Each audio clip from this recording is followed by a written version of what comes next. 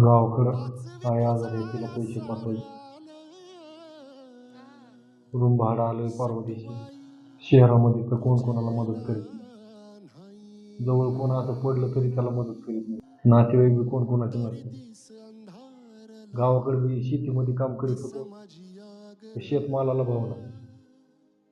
म्हशी घेतल्या, कर्ज काढून दुधाला भाव नाही.